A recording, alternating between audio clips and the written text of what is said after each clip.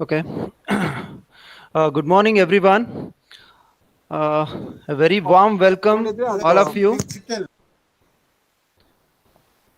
Very warm welcome to all of you. I, I kindly request all of you to mute your audio and video both. Okay. Thank you. Good morning, all of you. A warm welcome to the sixth day session on this webinar series, power electronics applications and power electronics recent trends and applications. So today on day 7 we have a session on power electronics application in medical imaging. Okay, we have an eminent speaker, Srinivas N.R. From GE Healthcare Bangalore. Okay, so it gives me an immense pleasure to introduce all of you about our speaker, Srinivas N.R.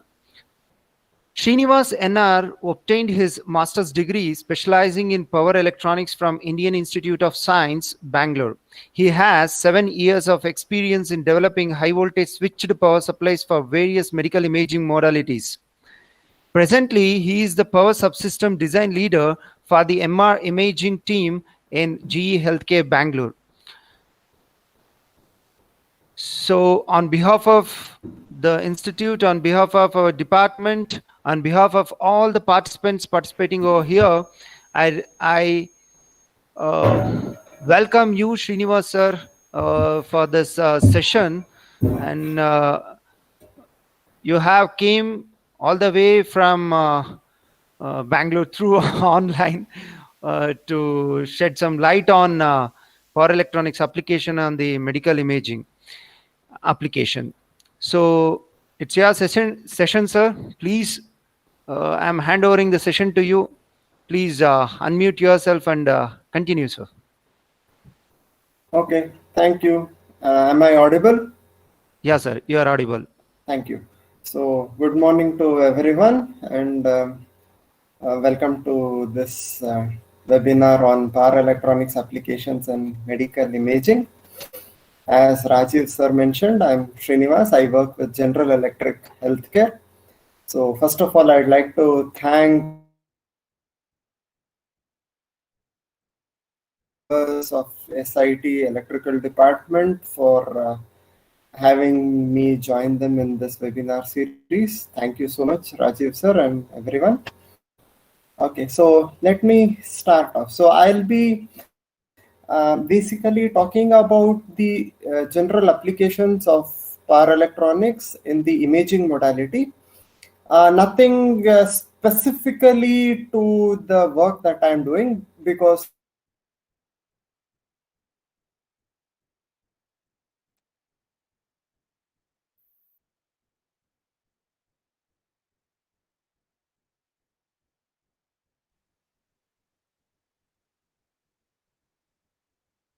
Srinivas, sir, you are not to audible. connect It's it breaking in with the between. power electronics. So let's Srinivas see sir, how it sorry for the goes. interruption. Okay. You are not audible. Your So, voice is breaking in introduction to between. medical imaging.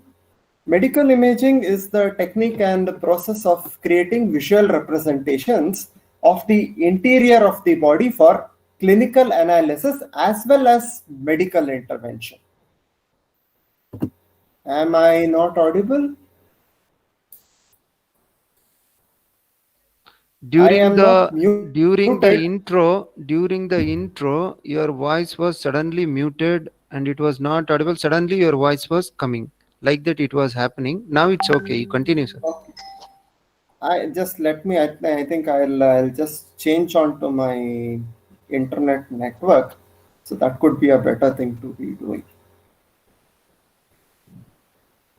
No, no, sir. It was coming fine. You go ahead, sir. Uh-huh. It was coming fine. Only during introduction, your Okay. voice was suddenly muted for Okay. 30 Let's seconds. hope things are better now.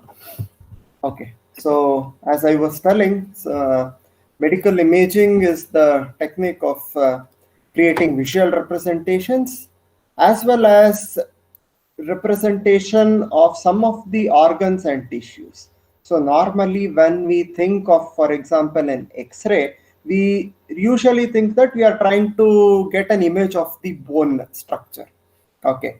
But modalities, for example, ultrasound or an MR scan, wherein we don't have to take the image of just the bones, we can also take the image of muscles or tissues. We can also take the images of fat in the body. Okay. So as I have mentioned before,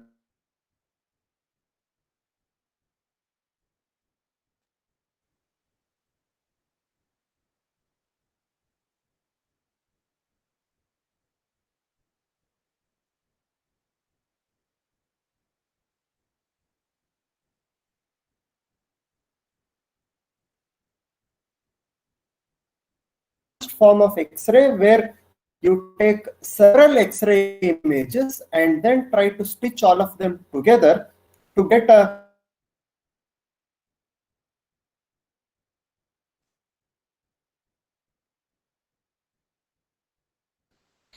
Sir, your voice is not audible, sir. Something problem with mic, I think. similar to It's the X-ray it's radiation. breaking. It's breaking suddenly, Mammography, you muting might in be, between. some of you might be aware, it is mainly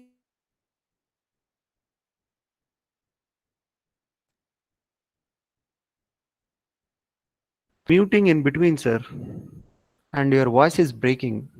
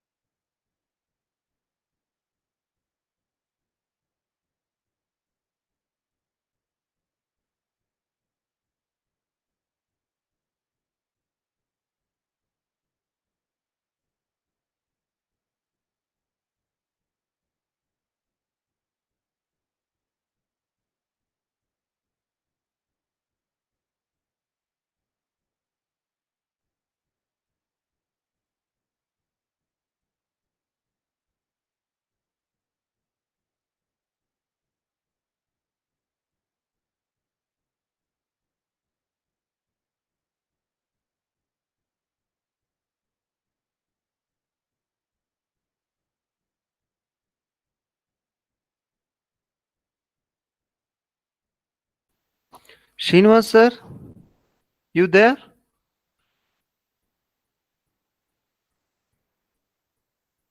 Srinivas, sir, you there?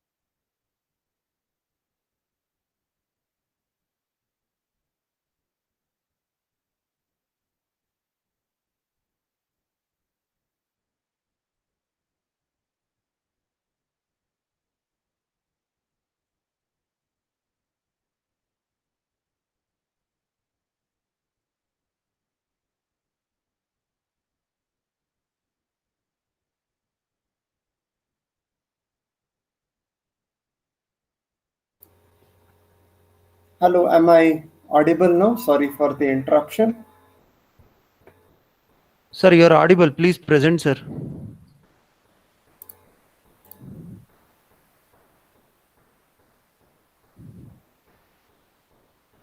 Okay, so I'll be discussing about the X-ray imaging. So in the X-ray imaging, let me put it on full screen now. Yeah.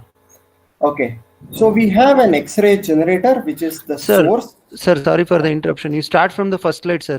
We couldn't catch after first slide at all. From Okay, this introduction, was you my start, sir. first slide, by the Uh, way. yeah, you start from introduction only, sir. In between, it Okay. was totally muted. Okay. Okay. Okay, so just ping me if I am muted or something. Okay, so immediately I'll take the corrective. Hopefully now there should not be an issue. I've changed my internet network, so let's see. Okay. Okay. Okay, so the major imaging modalities that we can see are the radiation based, which is X-ray. Then it is the computed tomography.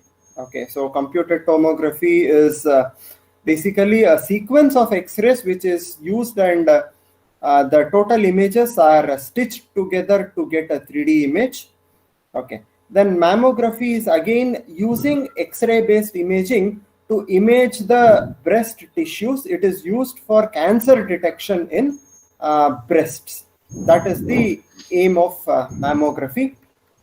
Then the second major imaging modality is the magnetic resonance based, which is the MRI. Other one is the PET MR scans. Okay, the third one is the sound based or the ultrasound. The major imaging technique based on sonic waves is the ultrasound, which is used for imaging lot of soft tissues. Okay, so the one point about imaging is that we cannot use one imaging technique to image the entire body. Okay, so we cannot, for example, use an X-ray to image the soft tissues. Similarly, I cannot use an ultrasound to image the bone structure. So different imaging modalities have different applications. Some are overlapping with each other, but still each of them have their own advantages as well as shortcomings. So which is a good thing for us, that we as power electronics engineers get to design the power supplies for various different imaging systems. Okay, so I'll first go to X-ray imaging. So today I'll be predominantly discussing on two imaging techniques. One is the X-ray imaging and the other one is the magnetic resonance imaging. These two are the ones that I have predominantly worked with in my career. So I would be focusing on those two. Okay, coming to X-ray imaging, as I was describing, so we have an X-ray generator, we have an X-ray detector. So we have the source, we have the film, and in between the two, we have the object. Okay. So the X-ray generator projects a beam of X-rays, and that is captured by the detector, and the resulting X-ray image, which is either on a film or the latest trend is to get it in a digital photograph, It is called as the radiograph. Okay. Now, a brief introduction to X-rays. X-rays were discovered in 1895 by Rontgen. I think he was the first person to win the Nobel Prize, I suppose. He observed that a screen coated with barium salt had fluorescence when it was placed near a cathode ray tube. So he concluded that there is some form of unknown radiation that is coming out from the CRT, and he called them as X-rays. So as in algebra we said X is the unknown. But even after it was known, it was still kept as X-rays. Okay. So looking at the electromagnetic spectrum, you can see that the X-rays fall into the very short wavelength category. So it comes to around 10 power minus 10. That is, it is in the term of angstrom units. That is the wavelength of X-rays. Okay. So it is having a higher frequency than ultraviolet, but it is having a lower frequency than gamma rays. So you can see that in the electromagnetic spectrum, we have X-rays somewhere coming at the far end. Okay. So coming to the fundamentals of X-ray generation, am I audible? Is there any questions so far? Are there any questions for me? Can I proceed further?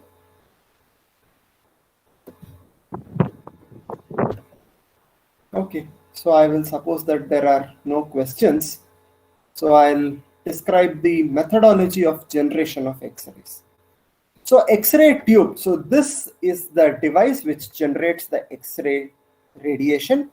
It is a sealed vacuum tube. It's a glass discharge tube containing a cathode, which is like a filament, which is similar to our filament bulbs, tungsten filament bulbs that were coming in the previous years. Before we had the CFL or LED bulbs, the filament bulbs, whatever we had, this is similar to that. Okay. And X-rays are generated when we apply a very high voltage between the anode and cathode. So when I say that I am giving a very high voltage, it is in the order of several thousands of volts. Okay. So we know that under normal condition, air is a non-conductor of electricity and vacuum is still better insulator. So most of you would have studied about circuit breakers operating in vacuum. Okay, so they have very good insulating properties. However, when we talk about very high voltages, at that point, the air that is there, or the small amount of air that is there, you cannot have a perfect vacuum, that will become conductor. It will no longer be an insulator. The electrons are pulled from the cathode and they come at very high speeds and hit the anode. Okay. So when these electrons coming at very high speeds, they come and hit the anode, their energy is transferred. The energy in the electrons is transferred to the anode. 95% of this energy is let out as heat. Because of the collision, a lot of heat is generated on the anode. However, some 3 to 5% of that energy which was there in the electron, that is converted as X-rays and they come out in a direction which is perpendicular to the electron motion. So electrons came from left to right. So X-rays are being emitted from bottom to top. So it is in the 90-degree direction. Okay. Now, the amount of electrons that are coming out or the amount of radiation that is coming out is depending on how much this filament is heated up. Okay. So we say that this is a kind of a dynamic load. It is not a fixed load. Depending on how much I heat this filament, there will be the change in the voltage and current. There will be change in the resistance value for this X-ray tube. Okay, so hence we say that X-ray tube is a dynamic load, the value of which is modulated by the heating of the cathode element. Okay. Now, an X-ray radiation contains energy at very short wavelengths. Because of this short wavelength, it has the capability to pass through solid materials with minimum reflection or dispersion. So they'll go straight, they keep going straight without any disturbance. For imaging purposes, what we need is this radiation energy should be strong enough that they pass through the soft tissues, through our muscles and blood and fat, but they should not pass through the bones. Okay, so as in all other physics laws where you have inverse square law, the same thing is true for X-ray radiation also. The intensity of the X-ray radiation decreases as the square of the increase of source to image distance. So if you stand, if the distance between the person and the X-ray source is doubled, the intensity of radiation that the person gets is 1/4. So you have doubled the distance, it will be 1/2 square. Okay. Then the energy that is needed in the X-ray radiation depends on the anatomy that needs to be imaged. So basically the X-ray energy that we are going to set for a person depends on the person's gender, age, physique, part of the body, and so on. So in general, female patients require less radiation energy to get an image. Small people and very old people require less energy. So the physics, so if I am a fat person, if I am obese, I need more energy to image the same tissue as compared to a person who is very lean. So that is one more requirement. And then again, part of the body. So if I am imaging the hand, the energy required to take an X-ray of my hand is very less than the X-ray energy that I need to take the image of the thighs. So thigh is our biggest muscle, or the thigh bone is the biggest bone in our body if we look at a single bone structure. So to image that, we need a lot of energy.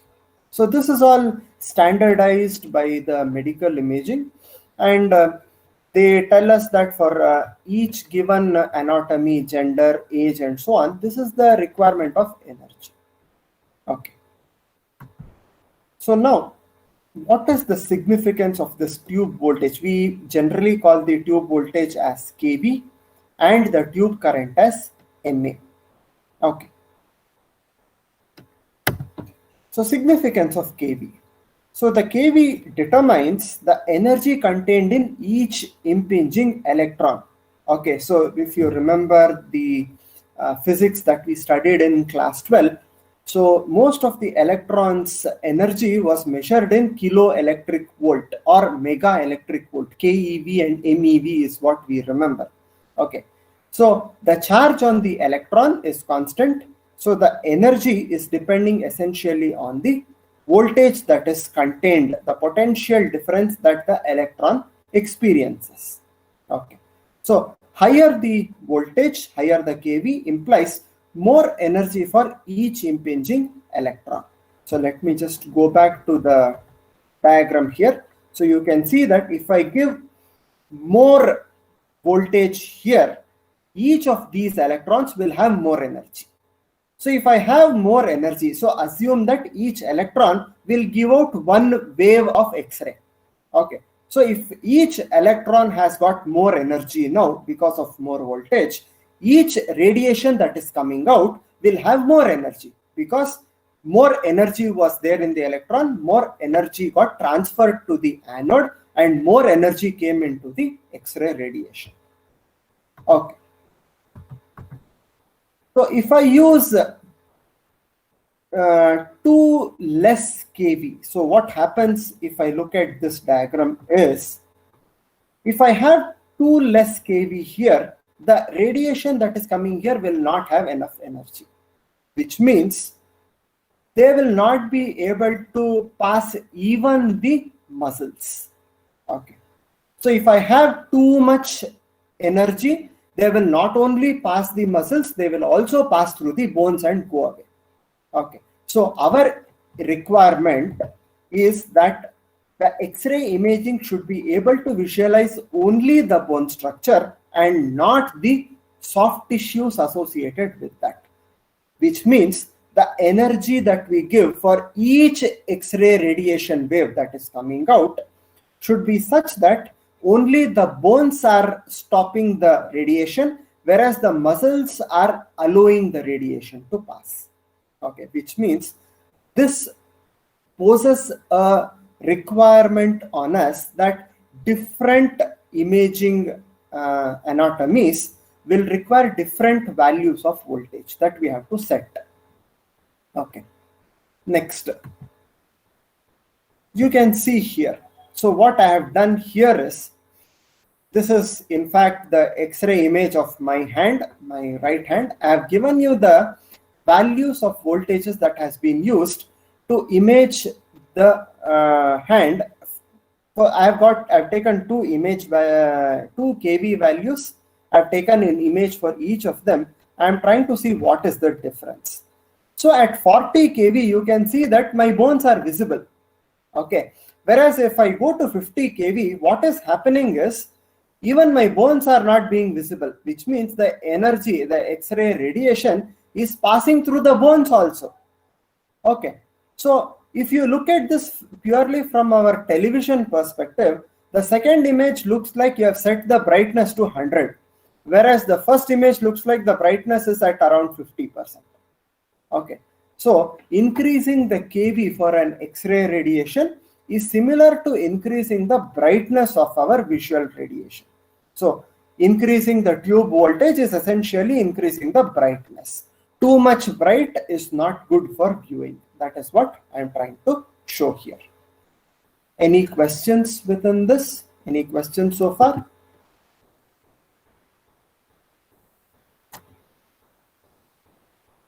I'll just check if we have any questions. Okay. So if there are no questions, I'll move forward. I'll look at the next interesting parameter, that is MA. Okay. So what do I mean by MA? Let me go back to the diagram again for better visualization. So the current that is flowing through this high voltage circuit is the current, which is measured in milliamperes. Okay. Which means I can say that the number of electrons passing from the cathode to the anode, and they will in turn close the loop like this and go back to the cathode through the HV-DC source. Okay, so this number of electrons are essentially constituting the current MA in the tube. Now, what happens if I increase the number of electrons? So if I increase the tube current, I will have more electrons coming and hitting the anode. So as I said, assume that each one electron is giving out one X-ray radiation. Okay. So if I have 12 electrons here, I will have 12 waves. So if I have 100 electrons here, I will have 100 waves. So increasing the MA of the tube current, if I increase, it is as good as increasing the number of X-ray radiation waves that are coming out from the tube. Okay. Now, if just to recap, increasing the voltage did not increase the number of waves. They kept the number of waves constant, but each wave had a higher energy. In the case of MA, I am not increasing the energy of each wave. I am rather increasing the number of waves. That is what I am doing here. So what will happen when I increase the MA? So a higher MA implies a greater number of electrons impinging on the anode, which means more X-ray radiations. Increasing the MA results in the image having an improved difference. So what actually we are trying to do is we are trying to resolve the anatomy by passing a large number of X-ray waves. So if I increase the number of X-ray waves, you can think of it like increasing the resolution of the image in one sense. So think of it like our HD display and full HD display. So basically what we are doing is when we say HD display, it is 720 by 1440. Basically, for a given square of the display, you have less number of dots. Whereas if you take a full HD or full HD plus display, for the same square, you are increasing the number of dots. So if you increase the number of dots, the resolution is better. You get much better clarity contrast between adjacent pixels. Similarly, in an X-ray radiation, if you increase the number of waves, you are increasing the number of pixels, which means your resolution is improving. So if I look at again, I've taken two images. So this is now at the same constant voltage, but I have doubled the MA. So what you can see here is, if you look at the first image here, you can see some amount of gray area here, which is not part of the bone. Whereas when I increase the number of photons, that is, I increase the radiation current, this area gets resolved in a better way. So you can see that increasing the MA for X-ray radiation is similar to increasing the contrast of the visual radiation. Okay, and two values, electrical values, that I would like to specify. Usable voltage range for imaging is in the range of 40,000 volts to 1,50,000 volts, 40 kV to 150 kV. And the usable range of MA is from 10 milliamperes to 1000 milliamperes, which is 1 ampere. Okay, so for different anatomies and depending on the requirement of the radiologist or the physician, we will keep changing these values. Okay. Now, looking at the X-ray generators, so this is where now from the imaging physics, we come down to electronics, more importantly, power electronics. Okay. The reason why I was so much interested in talking about the physics of X-ray was, unless we understand that, we don't realize why we need some high voltage, or why is the reason why we need AC voltage and so on.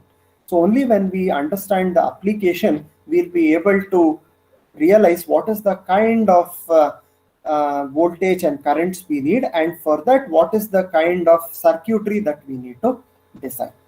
So shown in the image are two different X-ray generators. They are available from commercial manufacturers.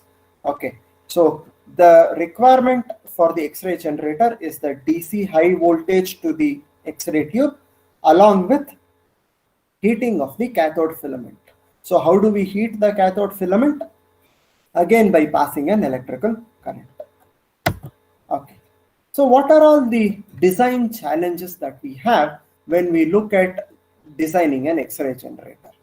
The first problem is the output required is in the value in terms of very high voltage DC, whereas the input is line voltage AC. So we take it from the line voltage AC, which is 230 volts or 400 volts three-phase, whereas what we need at the output is, as you saw, something in between 40,000 volts to 1,50,000 volts. Again, by the way, this is not constant. Okay. So the second problem that we have is different countries have different voltages and frequencies. For example, India, Asia, Africa, Europe mostly have 230 volts, 50 hertz. It can change from 220 volts to 240 volts. Nominal, we say, is 230 volts. And consequently, our three-phase line voltage is 400 volts. Whereas USA, being different, has a 120 volt 60 hertz AC supply. And consequently, their three-phase is just 208 volts. Okay. That is one more problem. So we have to design systems for different input voltages. Okay, so we have a different range of input voltages. And as I said, we also have different range of output voltages. So different output kV and MA combinations need to be supplied from the same input voltage and generator circuitry. So even if I fix up my input as India, that is 230 volts, 50 hertz, let's say I'm designing my X-ray generator only for India. Even there, for the same circuitry, I should be able to supply different kV and MA combinations, which means my voltage changes, my resistance value changes, everything changes. Okay. So depending on the kV MA requirement, the filament heating also needs to be accurately controlled. Okay. Then the next challenge that I have is I want the DC output voltage to have a very fast rise time. Okay. And I want it to become DC very fast. And it should have a very high accuracy. That is one more challenge that power supply engineers will face. And the last challenge is the power drawn from the mains should be clean, meaning the THD should be very less. This is especially true for single phase X-ray systems. Mostly our mobile X-ray systems, they should draw very clean power from the mains. This is a regulatory requirement. Okay. So in the previous years, as you are aware, X-rays are around us for the last 100 odd years. And in the early 1900s, all up to 1970s, you can say power electronics was not there. So how were X-rays being generated in the bygone era?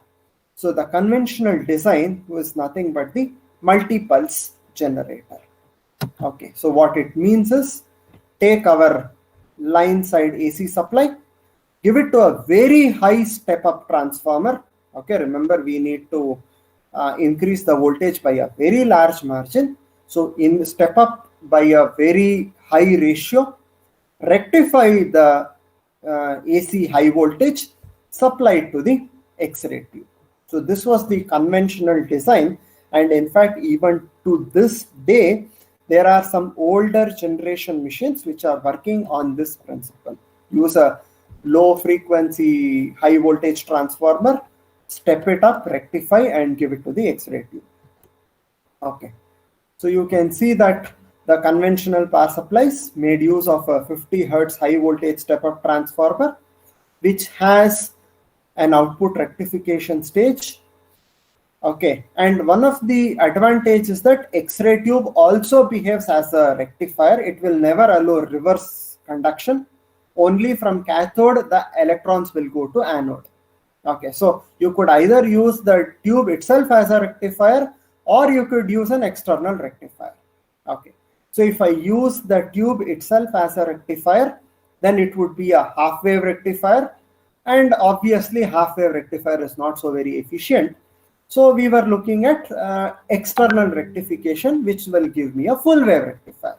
So we have 1 pulse or 2 pulse operations.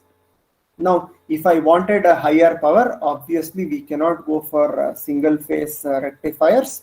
We had to go for 3-phase supplies.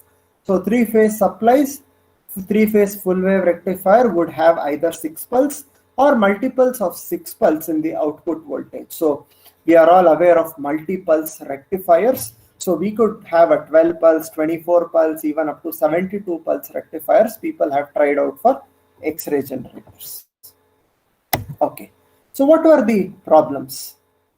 So if we have a very high step-up transformer which is operating at line frequency, that is very bulky. It is extremely bulky.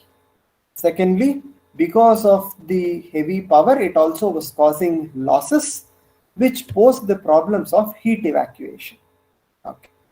The second problem here was different set of equipment had to be designed and used for working at different voltages and frequencies.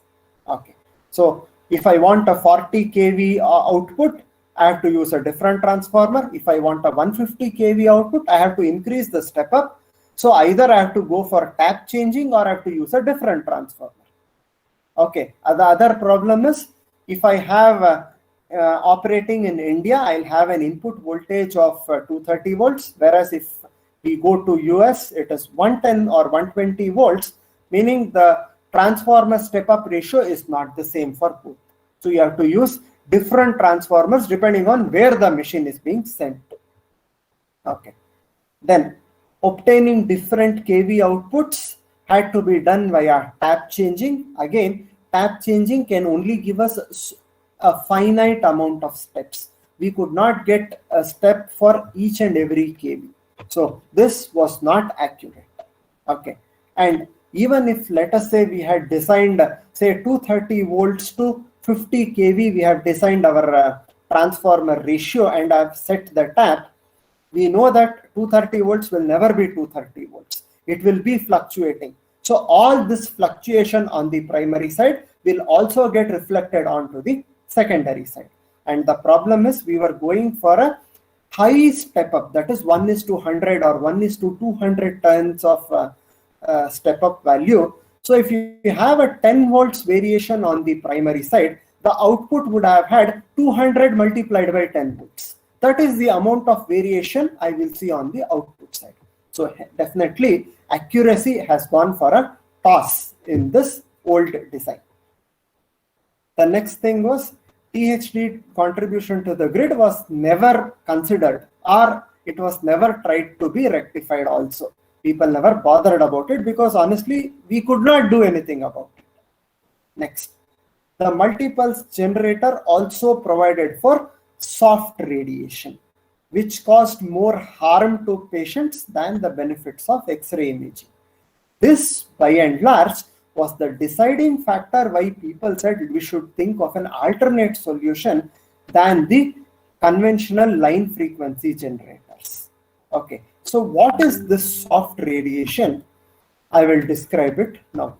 Again, as you can see, the major innovations that came in medical imaging are all driven by the imaging requirements. Okay, so we did not introduce a new generator just because our technology had improved. We introduced a new design only because the imaging modality required it. Okay, so always it is true in power electronics by and large that it is the requirement which will drive the development of power electronics technology. Okay, so let us look at what is this soft radiation problem. So as I said previously, the useful range of voltages for imaging is only from 40,000 volts to 1,50,000 volts. So what happens if I generate a voltage less than 40 kV and give it to the tube? The tube will still generate X-ray radiation, but this X-ray radiation is having very less energy, which means it cannot penetrate the human tissue also. Forget about bones, it cannot even penetrate the human tissue. But the problem is, we have generated that X-ray wave, we have given it on the body of the patient. The X-ray is not passing through the body, rather it is being absorbed by the body. So you can see in this second image here, I have shown a full wave rectified image. Anything below 40 kV, this sector and this sector is being absorbed by the human body, which is not helping us get any useful image out of it, but it is still being absorbed. And we know that X-ray radiations are very harmful. Okay, so if you are unnecessarily dosing the body without getting any useful image out of it, then it's a serious problem.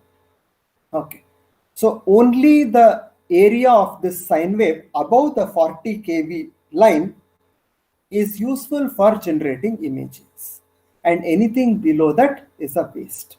Okay, now another interesting thing that we can see here is, let us say I wanted an average of around 50 kV as the voltage. Now if you see here, the waveform is not constant, it is continuously fluctuating, which means if I want to have an average of 50, the amplitude here should go much further high. Okay, so if I have a peak value of around 100, so from 0 to 100 if I take as an average, I'll get around 50. So if I have a line frequency AC radiation, the second problem that I have apart from soft radiation is the fact that I have to give more voltage to get the same average voltage. Okay, so these are the hazards. For less than 40 kV, the resulting radiation cannot penetrate the human body, but still it gives a dose to the patient. Okay. For multipulse output, for a set kV, a large time of the imaging time, the large time of the exposure is used only in these intervals, that is below 40 kV, which means these times are good for nothing with respect to imaging perspective. However, if you want 10 seconds of useful image, then instead of giving the overall time for 10 seconds, you have to now dose the patient for 20 seconds. Again, as I said, one, you are giving low value radiation, which is harmful, and you are giving low value radiation for more time, which is again more harmful. Okay, so the next problem that we have is, since the ripple is enormous, the resultant X-ray radiation intensity is also continuously varying. So which means the image quality that we used to get is very poor. Okay. And finally, as I said, to get a average kV, you have to give a higher peak kV, which means unnecessary extra dose. So more time, more amplitude, and more unnecessary dose, all were causing a lot of problems. So just to mention, more radiation dose into the patient will cause cancers to the patient, which we don't want to do. Okay. So this is where power electronics came into the picture. How do we solve this? The solution was the high frequency generator. This is the circuit diagram for a high frequency generator that is used for generating X-rays nowadays. Okay. So what we have here is, we have a line side AC supply which is given to the rectifier. So once it is rectified, we will have it pass through a capacitor bank or along with inductors. So you have a filtered DC bus here.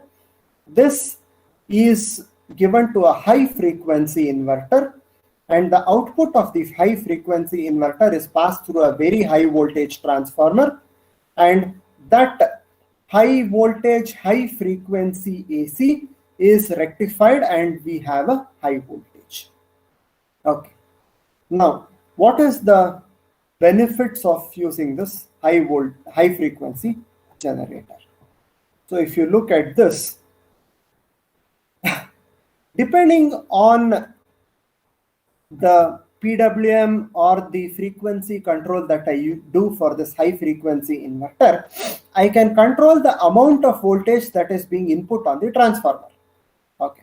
So if I am able to control this input voltage, then I am able to accurately control the output voltage. So that is the first advantage that we have here.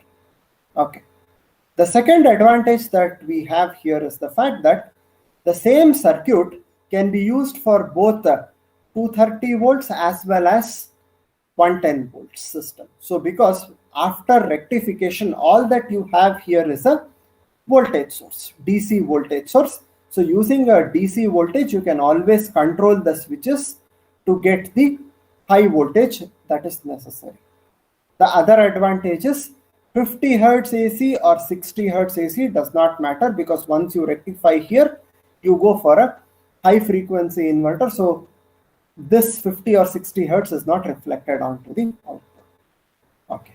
The reason why we go for a high frequency AC is that we are all aware that as the switching frequency increases, the size of the magnetics start reducing. Okay. So this is the reason why we go for a high frequency AC. Okay. The other reason why we go for a very high frequency, typically more than 20 kilohertz, is the fact that we know that 2 kilohertz to 20 kilohertz falls in the audible range. So we don't want a humming sound or a shrill magnetic sound coming during X-ray imaging. So we go for a very high frequency. This will also reduce the discomfort of the patients. Okay. So you can see that the entire circuit is usually controlled digitally to ensure accurate and precise output. So how we control the inverter is usually using a DSP controller or a FPGA. Okay. So these are the advantages that I was mentioning. It results in the reduced size for magnetics and therefore the circuit becomes compact and efficient. Okay. then because of line frequency rectification, the entire frequency range, again 47 to 63 hertz, can be accommodated.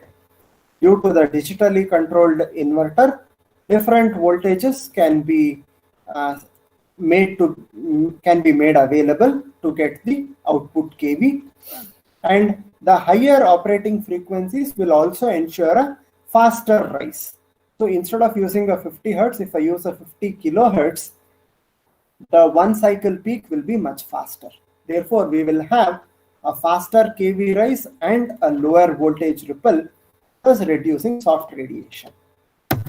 So if you look at the diagram now, you can see that the ripple has increased because now instead of having 6 pulse or a 2 pulse generator, I have a high frequency generator.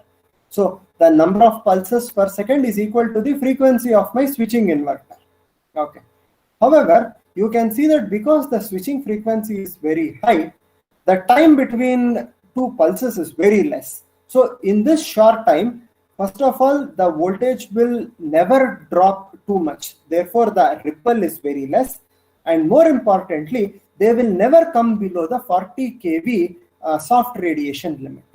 So you can see that all the radiation that is being generated because of this voltage now falls in the useful radiation zone, and there is no soft radiation. So in this case, what we have done now is we have reduced the harm that we are creating for the patient, and still we are able to image the patient. So less dose to the patient because of less ripple and more accuracy. There is no soft radiation given to the patient, and because you have a nearly fixed DC voltage that is being applied on the tube, so you don't have to give excessive voltage, you don't have to give exposure for excessive time. All this is in the interest and benefit of the patient. So with minimal harm done to the patient's body, we are able to generate X-ray images. So this is how we have successfully, applied power electronics to solve real world problems. This is the key point that I always would want to stress. Ultimately, whatever we do has to benefit the humankind in some way. Okay, so our benefit, the benefit that power electronics gave, is that we are able to get a better image in a shorter time duration with lesser harm to the patient. Okay, so are there any questions within this before I take up the next imaging modality and power electronics applications for the same? I'd like to see if there are any questions. Question is there, can we get PPT of this session later? Sorry, I will not be able to share it because it's a company confidential presentation. I'll see in what way I'll be able to send through the information that is contained in the presentation, but the presentation on itself is a property of General Electric. I may not be able to share with it freely. Okay, any other questions?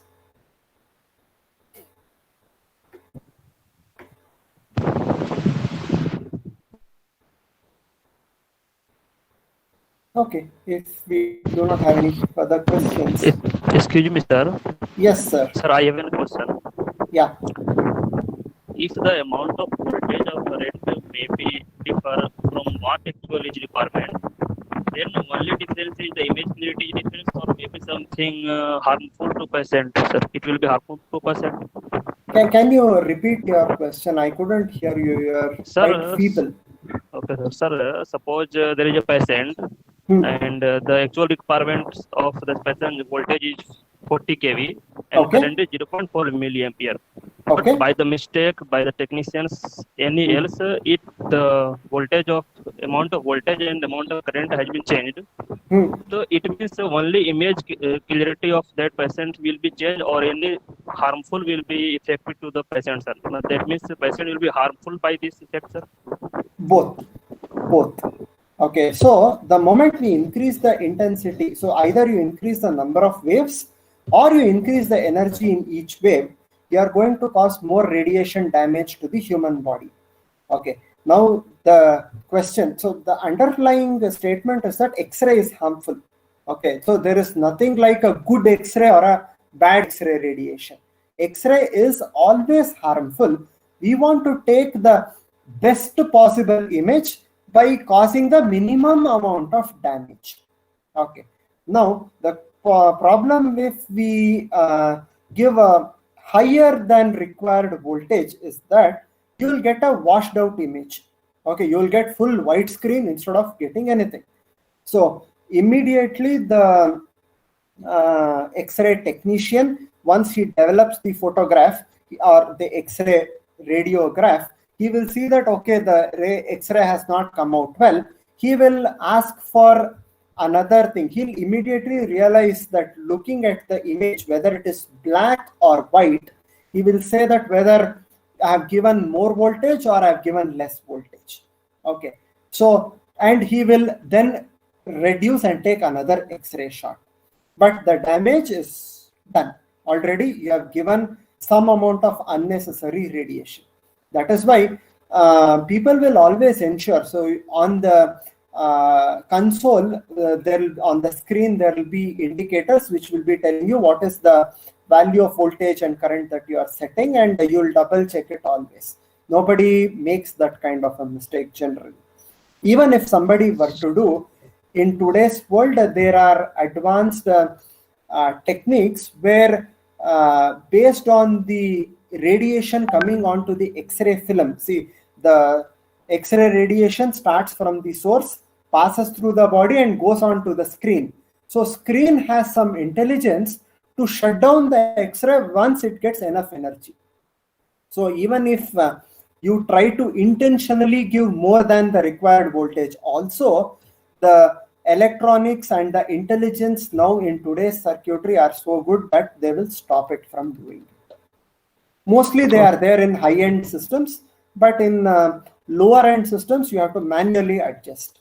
But if at all we give a wrong exposure, the damage is done to the body with no use to the image.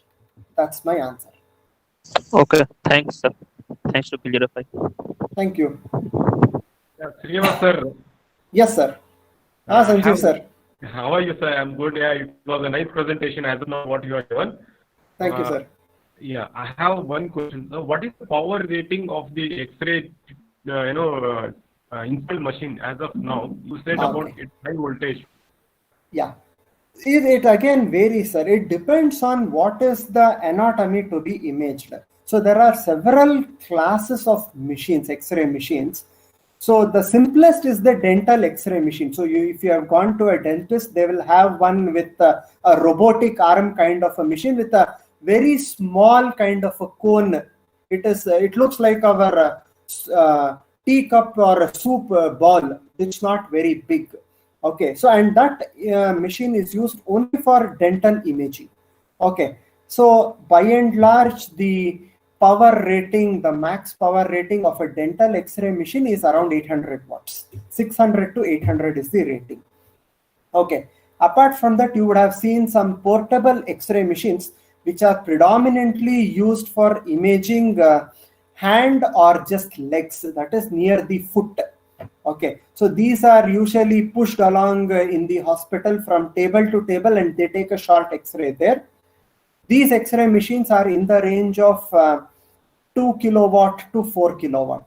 Okay, and whatever fixed X-ray machines that we see in the hospitals, so we would have seen X-ray room where they do not allow us to go inside. Only the patients who are supposed to go inside and take for example, a chest X-ray. These are machines that are rated from around 20 kilowatt all up to 50 kilowatt. And if we go beyond that, if we are looking for a CT machine, CT, as I said, is similar to an X-ray. They are around 40 kilowatt. You have cath labs which are rated at around 80 kilowatt. So starting from 0.8 kilowatt all up to 80 kilowatt, you have various classifications of X-ray machines. depending on what is the anatomy that needs to be imaged. Okay, that's great, sir. Yeah, fine. Thank you, sir. Thank you so much. Thank you. Hello, sir. Yes, Kishore. Sir, I have one doubt, sir. That you said on pulse, it having an frequency which generate high frequency. Yeah. After the input from the 230 volt. Yeah. Sir, there the frequency will change, no, sir? You mean the frequency of this high frequency inverter? It will change the frequency of the input voltage. It will not change the frequency of the input voltage. So what happens is, once I have this input voltage 50 hertz coming here, I will rectify it and I'll have a DC. And from this DC, I will use this to power up this transformer.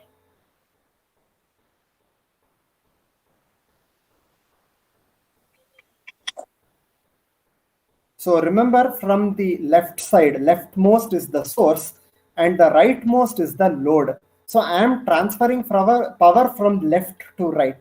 So whatever I do in the high frequency, that will be fed as input to the transformer, which is the input to the rectifier. So power flow is from left side to right side, not the reverse way. We don't have regeneration here. Srinivas, sir, I have another question for you. Yes, sir. Sir, can you just brief about the selection of the devices for these all electric diodes, the IGBTs, MOSFET? Mostly for lower end applications, we go for MOSFETs. Okay.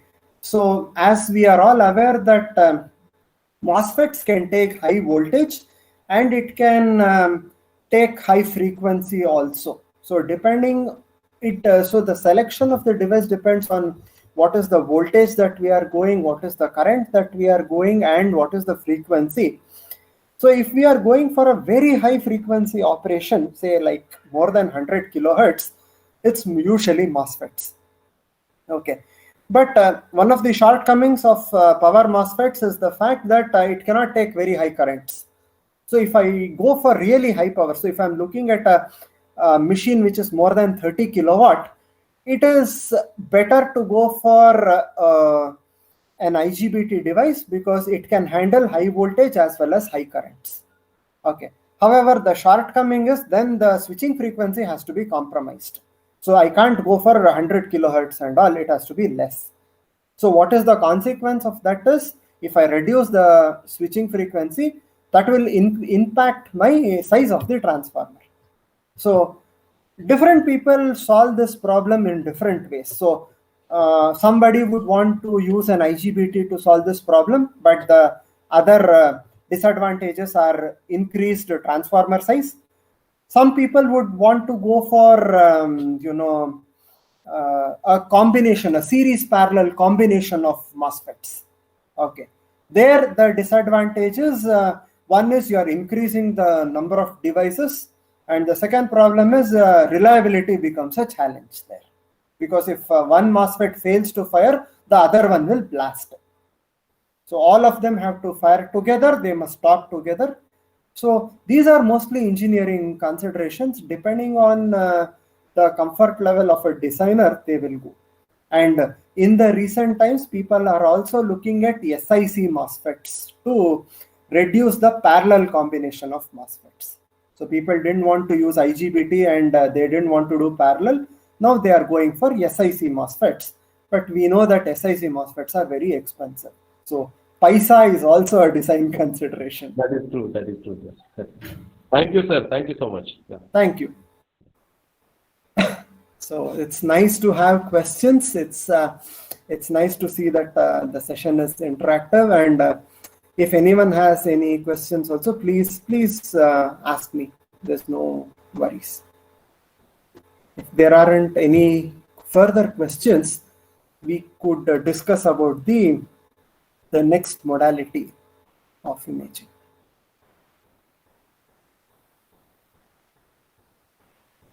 Okay, so I think I'll go forward with the discussion, and even if we have any questions, we can take it up at the end of the session. Okay. the next imaging modality that I have worked on, or presently that I am working on, is the magnetic resonance imaging. Okay, so again, let me start off with fundamentals.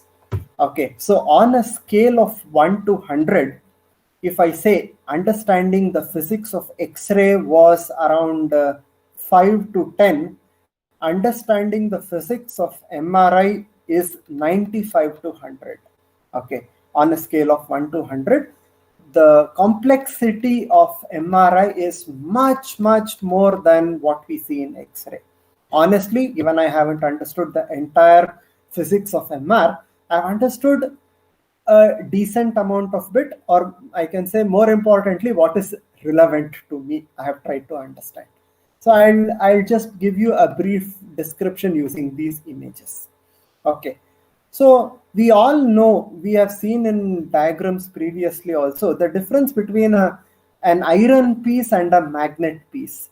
The difference is that in a magnet piece, if you see this diagram, like all the atoms are aligned in a single direction. Whereas in a non-magnetic iron piece, all the atoms or the electrons, they are protons, whatever, they are aligned in different directions. So the summary here with this two statement is, if you have a net alignment, the vector sum will all add up and will give you a net magnetic field. Okay, and if everything is misaligned, okay, to say that they are misaligned is actually a wrong term.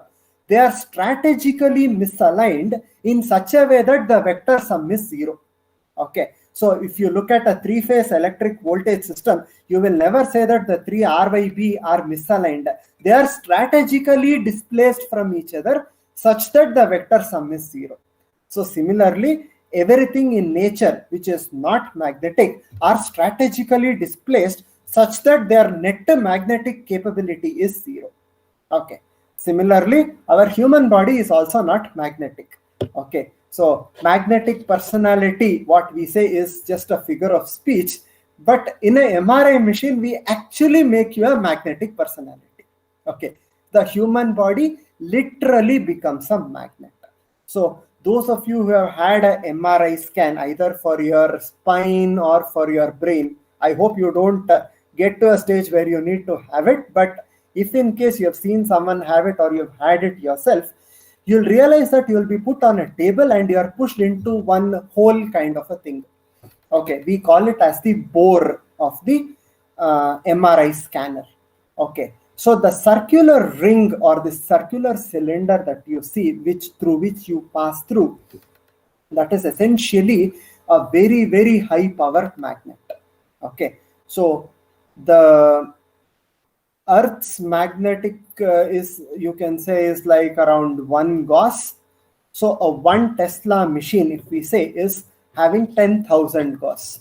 So the magnetic field that you encounter inside a MRI scanner is usually 10,000 to 30,000 times the magnetic field, the natural magnetic field of the Earth.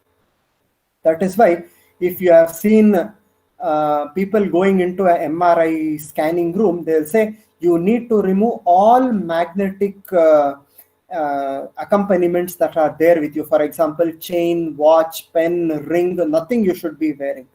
Okay, and you're supposed to wear in terms of dress only the gown that they give you. There are reasons for that, and no magnetic thing is ever allowed inside. Okay, so if you look at an oxygen cylinder which is so big, so heavy that people push it in a trolley inside a hospital, if you take that inside a magnetic MRI room, that oxygen cylinder will have so much energy that it will fly like a missile, and people have been killed by coming in the way of that flying missile. Just that much is the amount of force that we have. So why is that we need that? So the moment I subject the human body to such high magnetic field, the protons inside the body, so when I say protons, you can think of hydrogen atoms, because hydrogen is essentially having 1 proton and 1 electron. So all the hydrogen protons inside the body will become aligned in the direction of the magnetic field, like the figure I show here. Okay, Now, why do we only consider hydrogen, proton? Why not anything else? Is because of two reasons, or rather one reason. Hydrogen is the most abundant element inside our body. We don't realize that, but that's the truth. So it is present in the form of fluid, H2O. All our fluids, blood, water, any other fluid inside the body has water, and water has got 2 atoms of hydrogen. And any tissue is essentially glucose, fat, whatever. It has got C6H12O6, 12 atoms of hydrogen. So hydrogen is the most abundant atom in the human body, and that's why people said, let us try to align and play with the hydrogen protons inside the body. Okay. So the moment I push the patient inside the bore of the magnetic resonance machine, all the hydrogen atoms are aligned. So in a sense, you can attract further hydrogen atoms if there are anything close to you. Okay. So once that is done, we do something else also. Once we have aligned the magnetic field, we then create a uniform distribution of this magnetic field. So what we do is, think of our DC regulated power supplies in college. So if I ask you to vary the voltage from 11.5 volts to 12.5 volts, what you will do is, you will first set the course correct setting to 12 volts. Then you will use the fine tuning to do minus 0.5 volts and plus 0.5 volts to get an accurate range of voltages. The same thing we do in MRI machine. Sorry, any questions?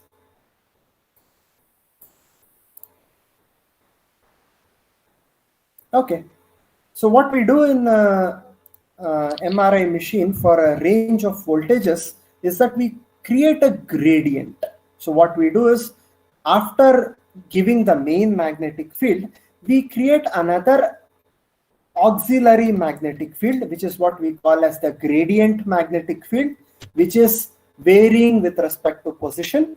And this is either opposing or adding. So if I have a continuous ramp voltage, think of a ramp signal being added to a DC signal. So depending on whether the ramp is negative or positive, you will have a fixed voltage plus or minus something. Okay, so this is the voltage that we give. And once all this is done, if you remember the 12th class physics, we knew that every particle has got some oscillations and they vibrate at a very particular frequency. So this is also used in our spectrum analyzers, wherein we say each material has a specific frequency. So using the frequency, we figure out what are all there in the compound.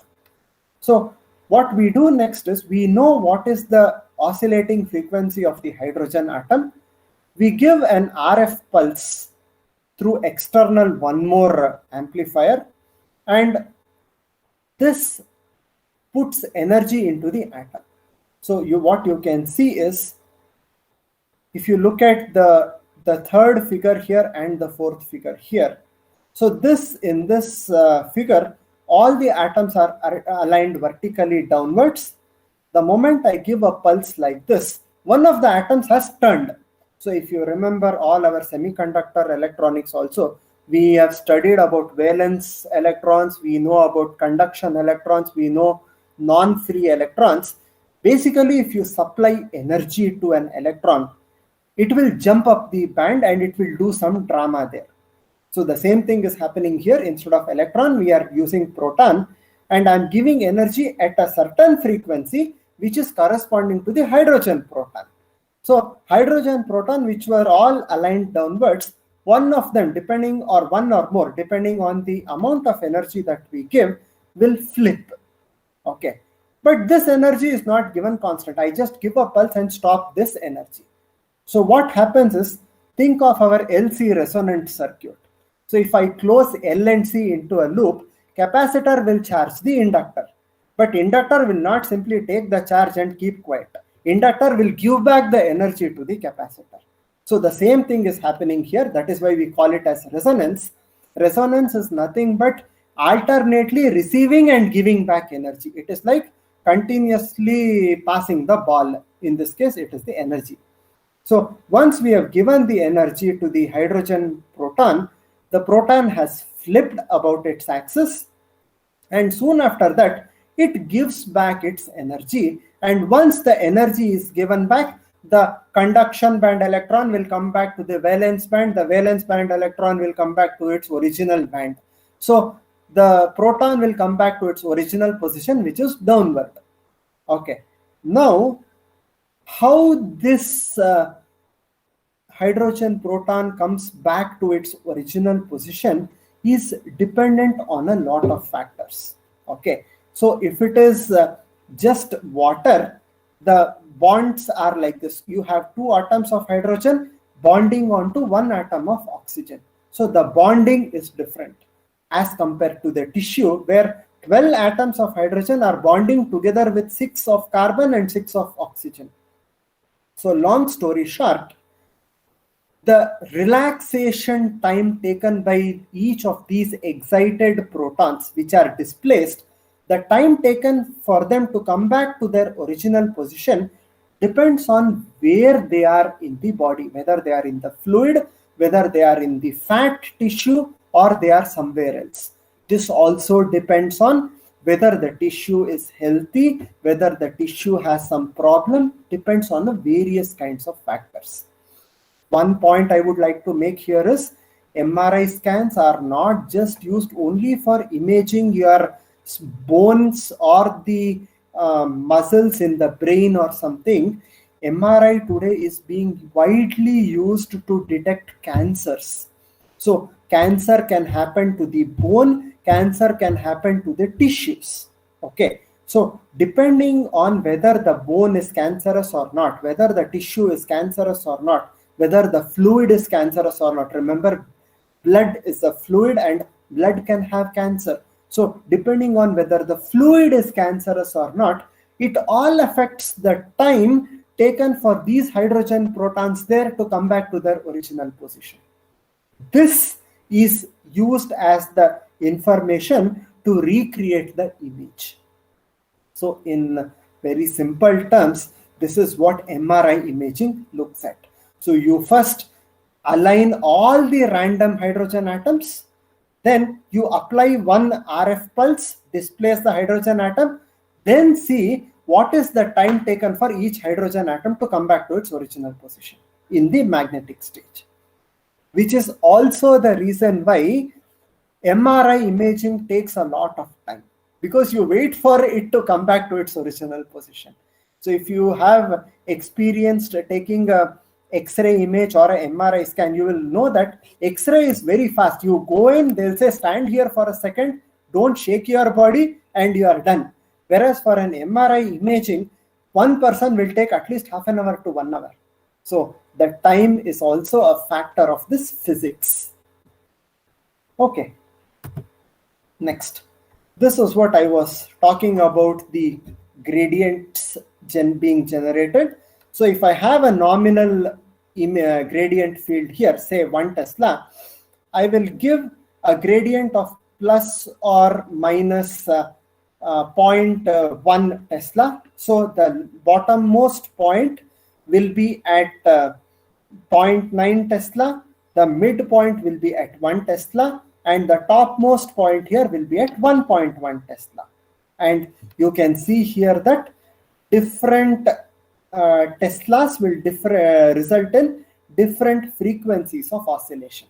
That is why we have written here, instead of writing in terms of Tesla, I have written this as the lower frequency and the rightmost part, the upper part, as the higher frequency, because frequency is directly dependent on the magnetic field that I am supplying there.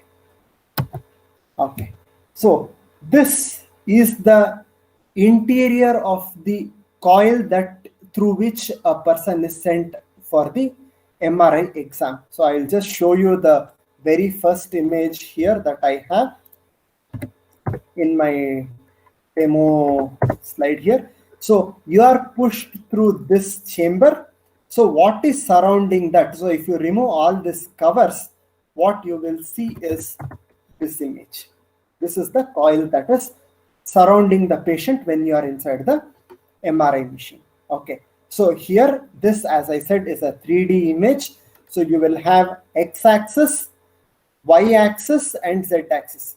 So if you are sleeping, assume that x-axis is from your left hand to right hand if I go horizontally. Y-axis is going vertically, that is from your back to your top of the head, that is to your forehead. And z-axis is along your body, that is from your toes to your head is the z-axis. Okay, so this is the 3 axes that we decide, and you can see that to generate magnetic fields you need to pump in a lot of currents. Okay, so gradient coils, that is what we call them, are loops of wire or thin conductive sheets on a cylindrical shell lying just inside the bore of the MR scanner. When the current is passed through these coils, a secondary magnetic field is created. This is the secondary dotted line magnetic field. The gradient field slightly distorts the magnetic field in a predictable pattern, causing the resonance frequency to vary as a function of position. And the primary function of the gradients, therefore, is to allow spatial encoding of the MR signal. So let me just explain why we need this spatial encoding. So if I have a uniform magnetic field, I'll have one frequency of oscillation. So all the signals that I get back will have the same frequency of oscillations that I have supplied to. So how can I distinguish between a proton in the head versus a proton in the neck? So to have this distinguishing factor, what we will do is we want the proton in the head to spin at a different frequency as compared to the proton in the neck or in the spine. So to get this, how do I change the resonance frequency? Change the magnetic field. How do I change the magnetic field? Apply a gradient magnetic field. That is the principle.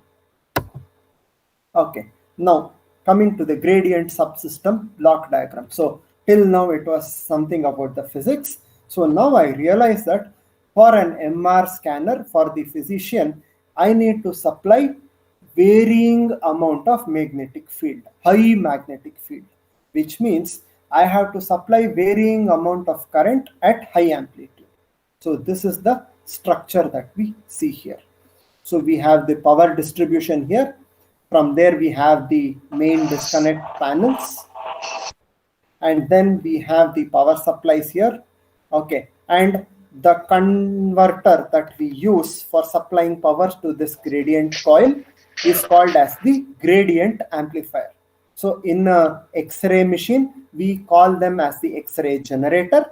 In a MR machine, we call them as the gradient amplifier because we want to amplify a certain shape of waveform.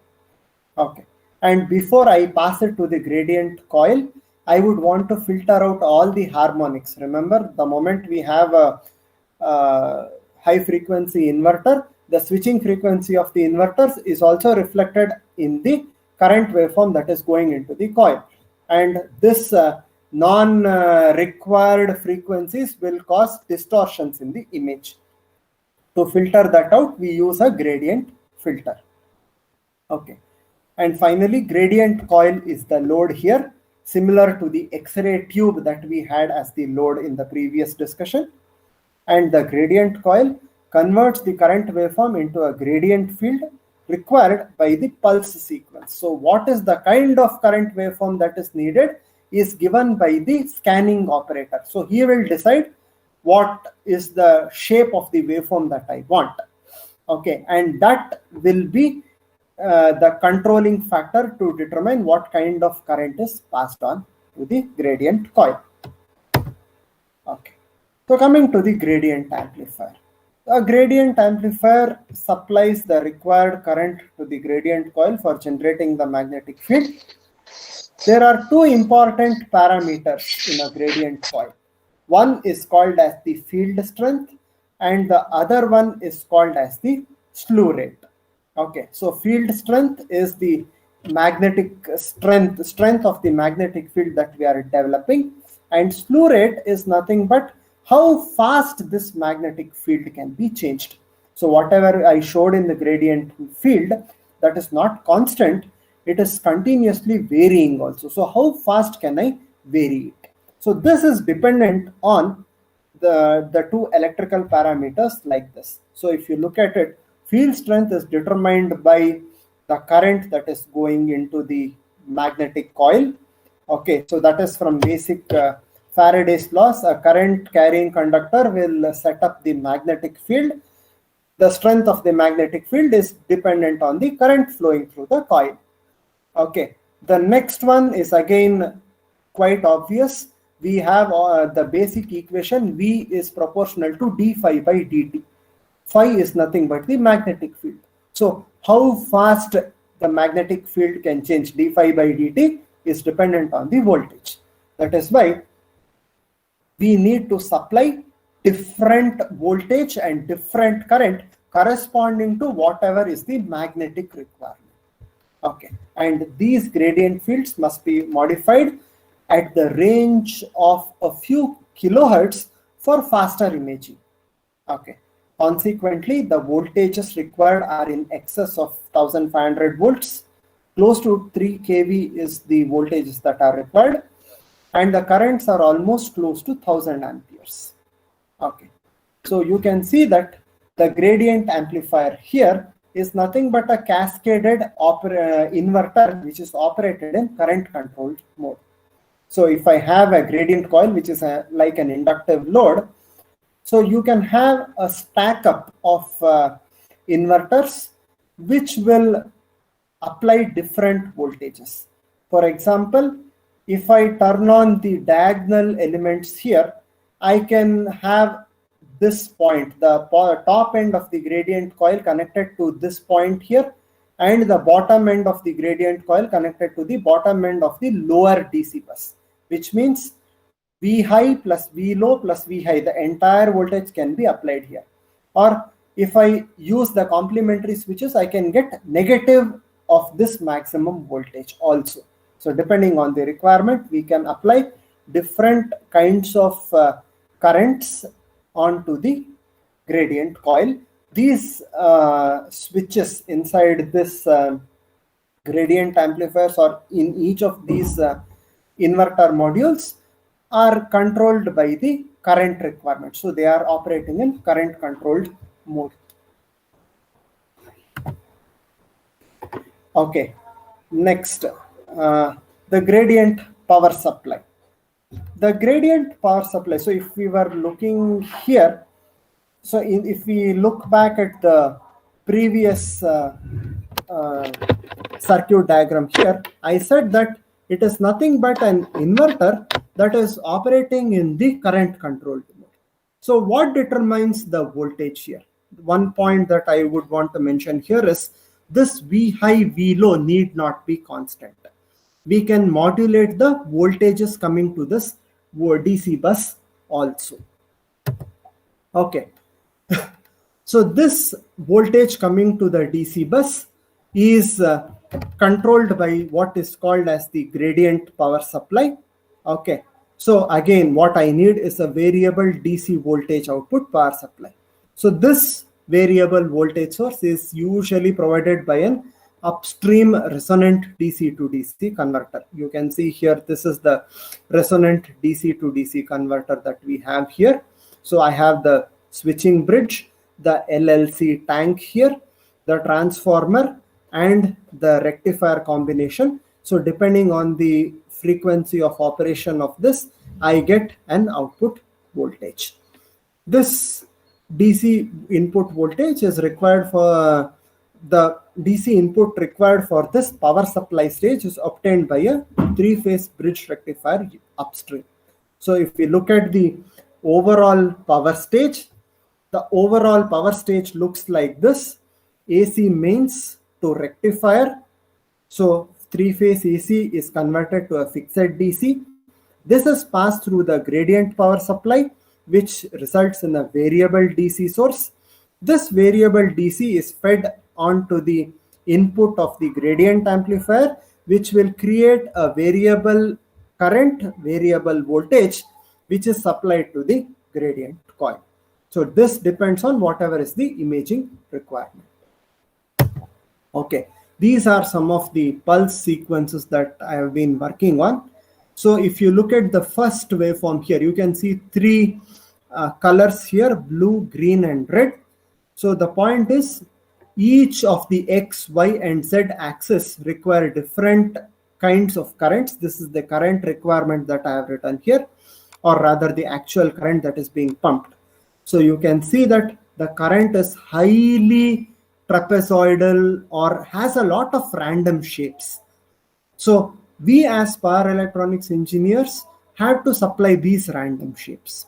Okay, so if you remember back the X-ray application, we were very clear. We wanted only a fixed DC shape here.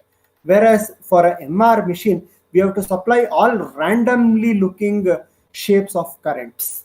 Okay, but that is the challenge for us.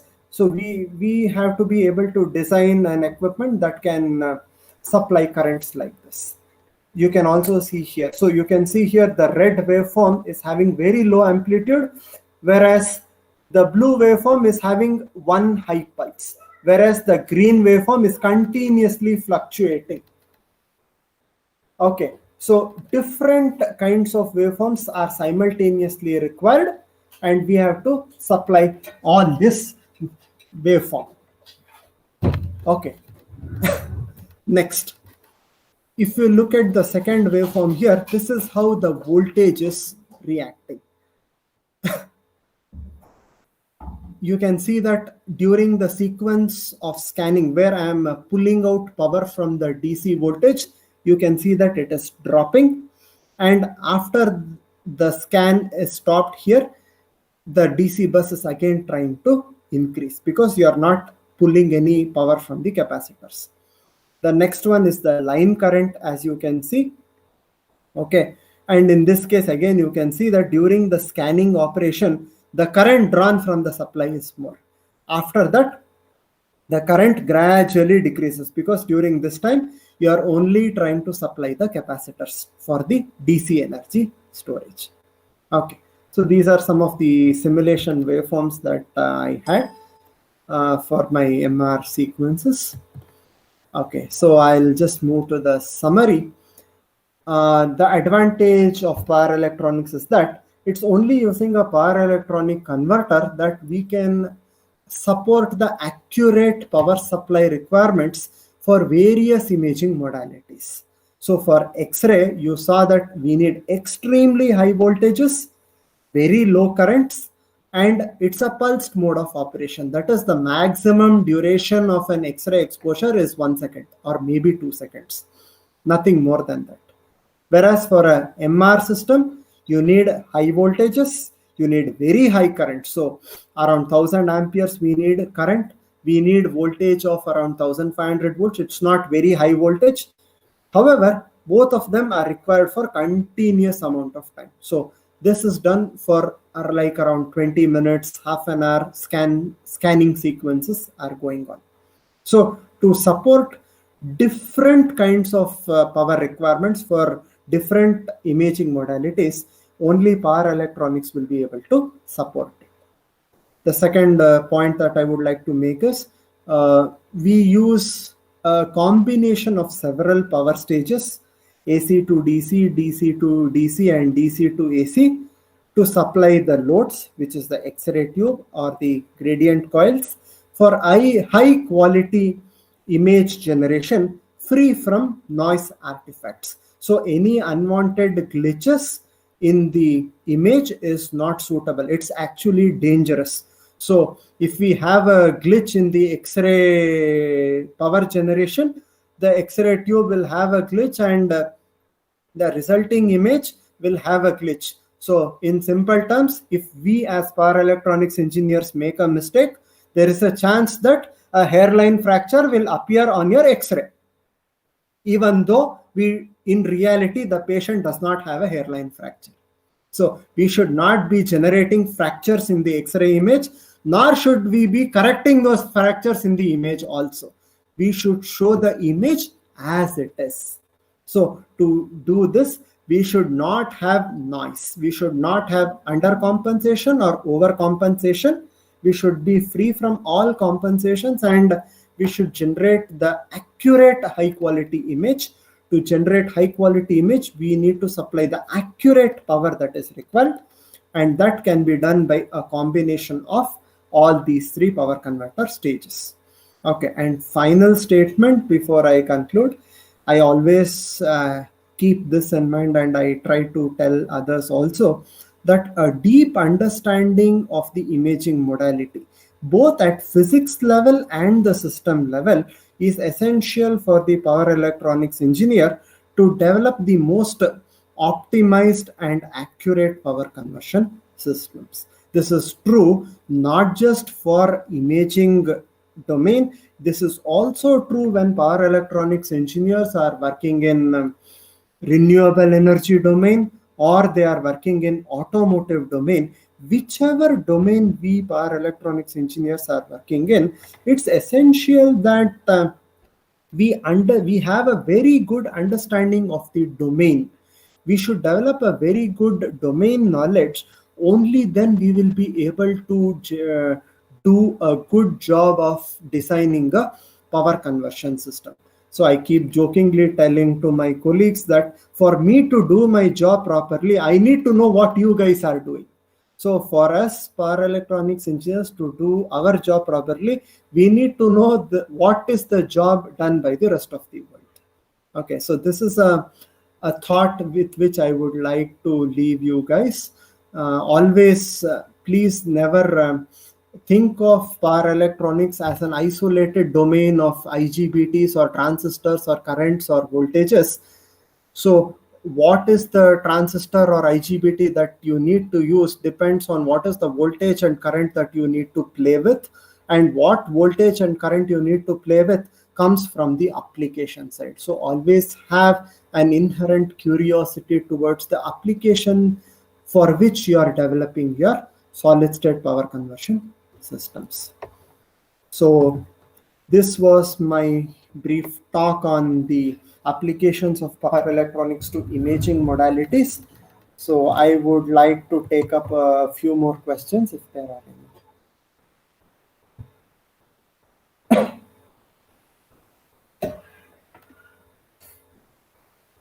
If any questions are there, please unmute yourself and ask. If any questions. Srinivas sir, I have one question. Yes, not sir. A question, the understanding. So being a power electronics engineer or power electronics engineers, so what are the minimum understanding which we need from the medical people, like designing of the X-ray machine or MRI scanner machine? It's a challenge for the power electronics engineer. But we should also understand what medical people are in need of from our side. True. So can you just brief about some points which will help power electronics engineers to brief about the medical requirements so that we can inline with their requirements? Okay. So ideally speaking, we must know whatever a radiologist knows. Okay, the ultimate level that we can reach is to become a radiologist. Okay. However, we will not be able to know so much. Okay. So if I take my present example, especially at least X-rays are easy to understand. As you could see, the principle of X-ray has been well established. It's there around for 100 odd years.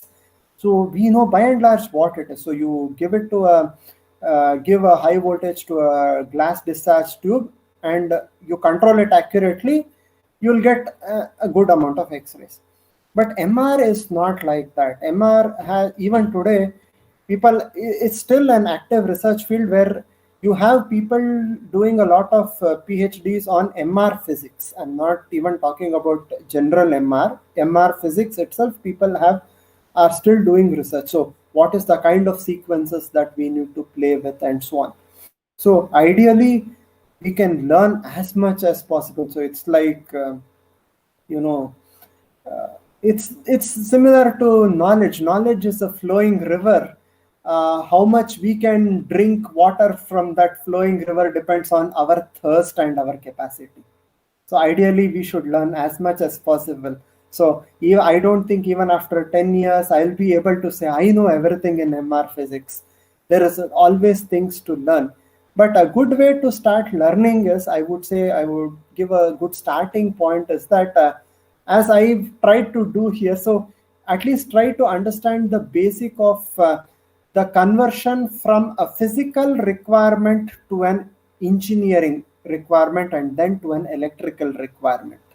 So instead of blindly telling I am supposed to supply this voltage and this current, it is good to know why I am doing that, because then I'll know if I don't supply that, what will happen. So as I said, if I have a problem in my power supply, I will be either introducing a hairline fracture in the X-ray, or I will be correcting that. So you can do Photoshop either ways.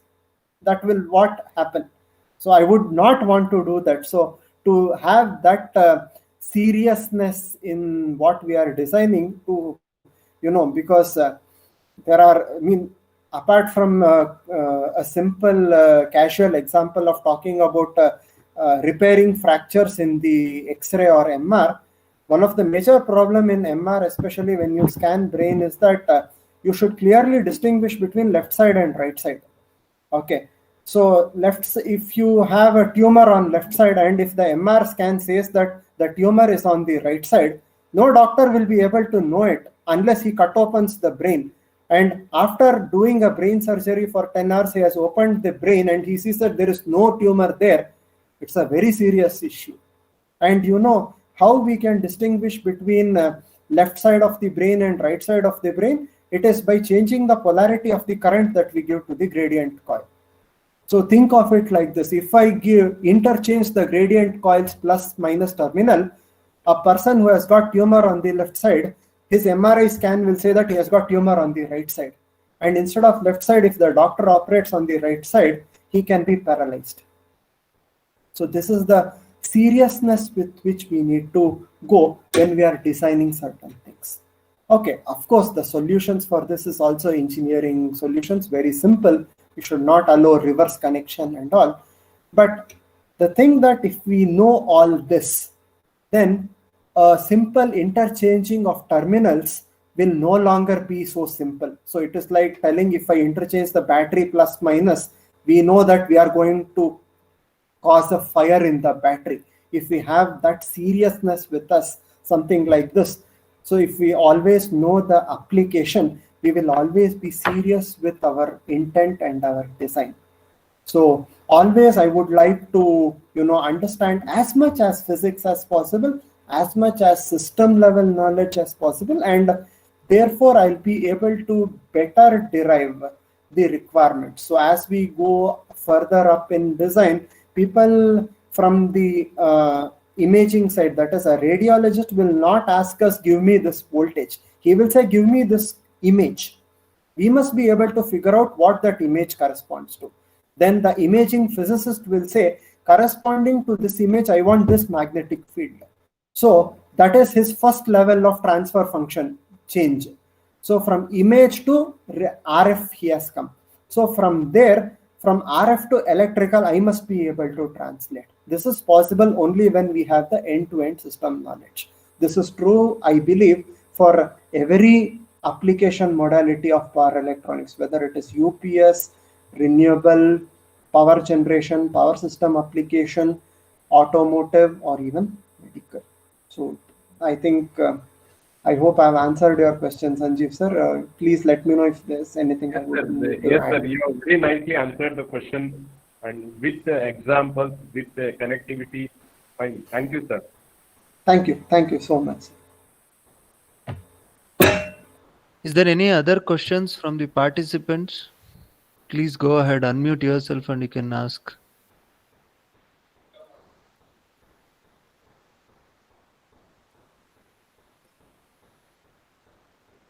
Anyone?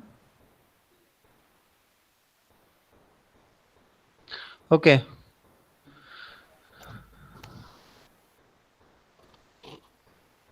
Srinivas sir? Yes, sir. I think no questions from the participants. Anything specifically, if you want to quote something to MTech students or PG students or research scholars in this area, if they want to do some work, you can give your what I can say, your inputs like guidelines in this field, Mhm. how to find the avenue in this field. If someone got motivated from your presentation, Mm. yeah, if he or she wants to choose this field in Mhm. industry side, Mhm. in what way they have to route their way, Okay. means frame their way. I would just say that whatever domain you pick in power electronics, as I have always been telling now, it's all focused on the application. So think of what would be the real problem, real world problem that you are trying to solve. What is the real life impact that is going to happen on to the people because of the problem that you would solve? So uh, in that way, if we are able to think, so for example, if I say I am going to reduce the cost of a MR machine, so MR machines today are very expensive. So if I am able to do something to reduce the cost, so how would that impact? So the cost of an MR scan today in a private hospital is not less than 20,000 rupees. So if I reduce the cost of my MR machine, the cost of a MR scan will come down. And if the moment it comes down, more people can afford it. So today, one of the major challenges is that we are not able to effectively detect cancers, especially in rural sites. So think of it, in a place like Tumkur, how many hospitals have MR scanners? So think of how many hospitals at a taluk center within Tumkur district. It could be Tiptur or Gubbi, Kunigal, wherever. They don't have an MR machine. Probably in the entire city of Tumkur, you might have one MR machine. So accessibility and affordability becomes a much better thing if we are able to reduce the costs.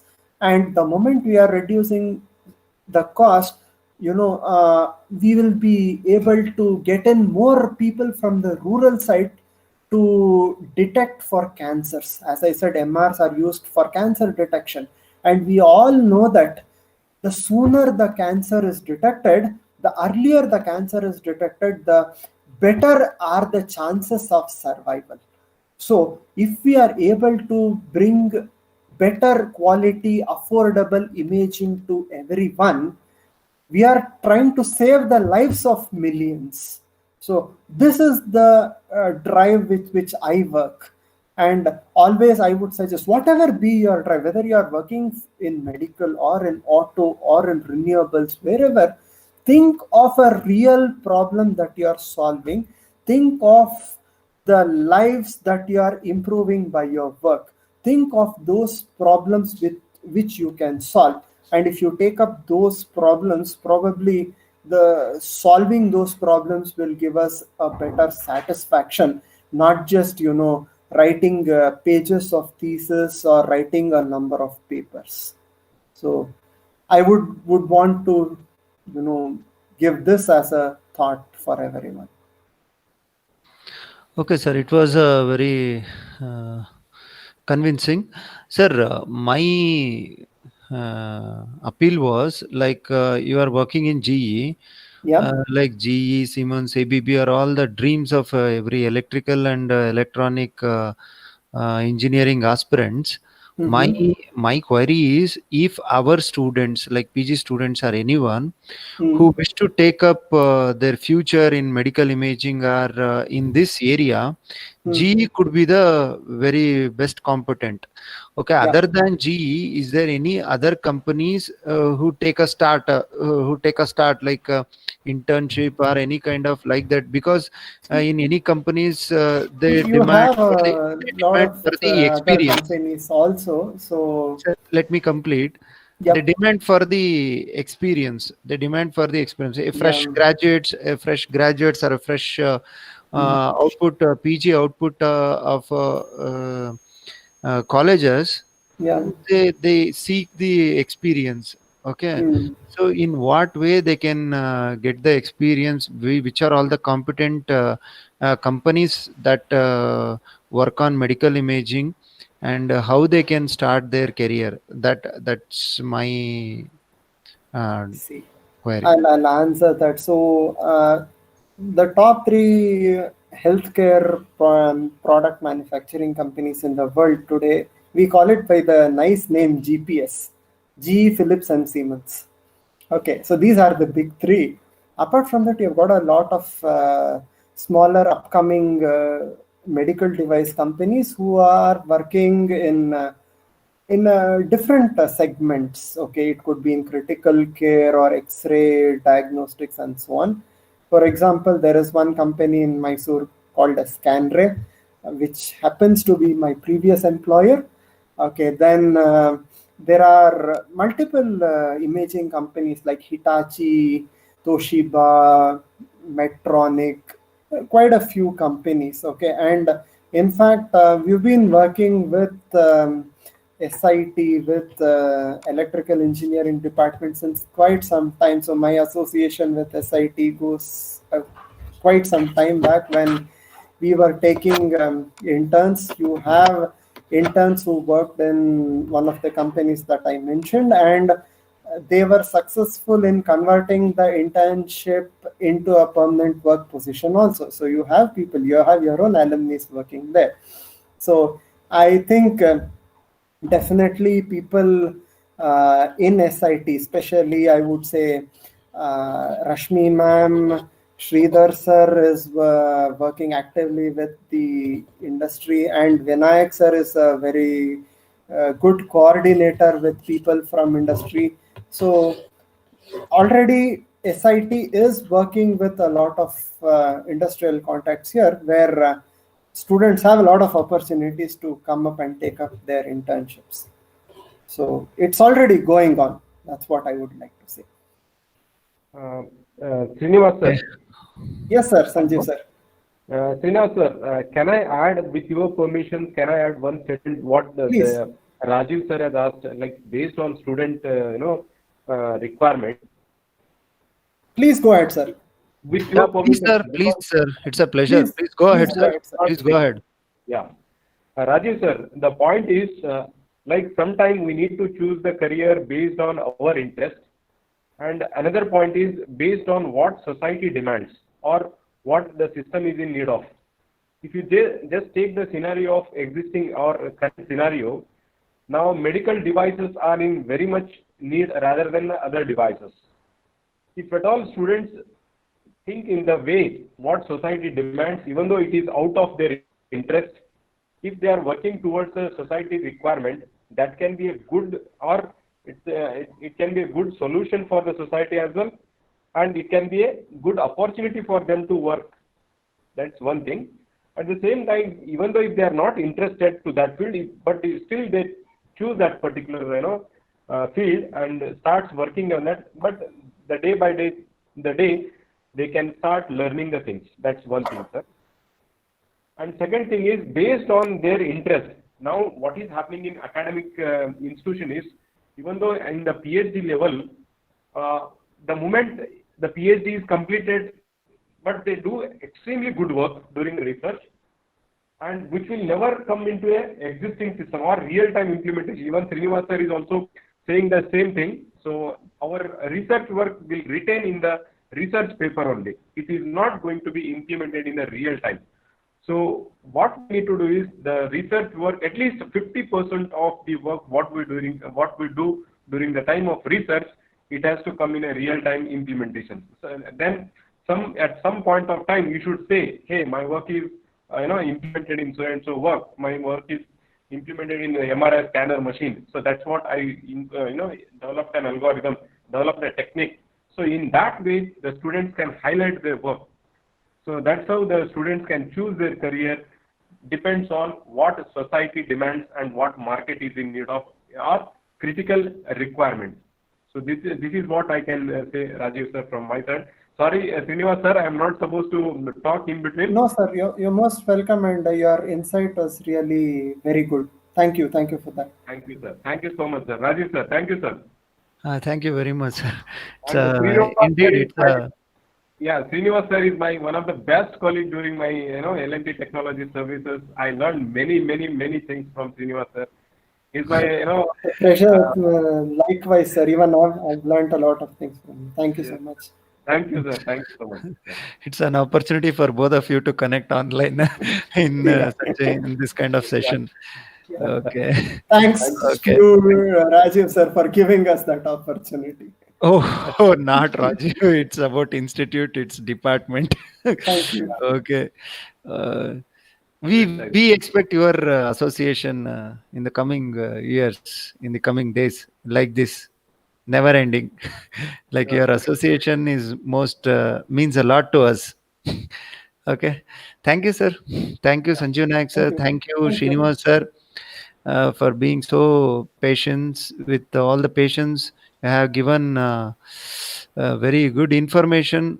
Some of us, even including me, also, we are not having much insight of what X-rays, what medical imaging, what actually it is. So on all these aspects and how the power electronic converters for high voltage generation for the medical imaging applications. So you have given such a descriptive, interactive. Uh, it was totally convincing, sir. Thank you very much for the very informative session, and you have tried your best to shed some light on the medical imaging area, application of power electronics to medical imaging area, and our participants got benefited out of this. And with your due permission, can I share this YouTube link with the participants? Sure, Or is please. this company, is there No, I guess YouTube link would be fine. I'm sorry, I would not be able to share the slides. okay, So no probably slides, but the how about YouTube link? YouTube link I think should be okay. It's okay. Okay, I will discuss with you about this. Rather than this is not the right platform for to discuss about whether what to share and what not to share. So we shall talk about this.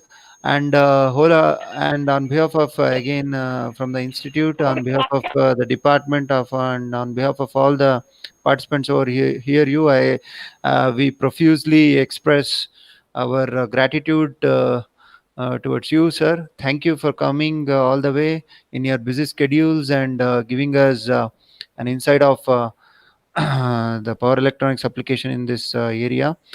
Thank you, Srinivas, sir. I expect this kind of connection in the future days also, sir. Thank you. I'll be concluding this, sir. Shall I, Thank you sir? all. Do you Thank want you. to Thank quote you all. something? Do you want to quote something? Oh, thank you. Thank you. Okay. Okay, Srinivas, sir. Thank you very much. Hello, participants. I have given you the feedback form also. Please fill it and share it to me. Feedback form is in the chat box and also in the YouTube live chat box. Okay. Thank you, all of you. And it's on Monday. There's a one more eminent speaker, Jangam Shetty, sir, from Bagalkot Engineering College. It would be very informative for those who are a starter in the research area, or in those people who want to do PG projects in solar PV and in renewable energy systems. So for all those people, it would be very helpful, and it's a very informative session. It could be a very good informative session on Monday. Please don't miss it. Tomorrow it's Sunday. We shall take a break, and it's on Monday we shall get back, and that would be the last session of this webinar series on power electronics applications, recent trends and applications. Okay, thank you one and all. We shall meet you on Monday. The further updates on this webinar series, I will be sharing it in WhatsApp group. Those who have not yet joined the WhatsApp group, please join through the invitation link which I have shared. Okay, please don't forget to fill the feedback form. Okay, we shall meet you on Monday.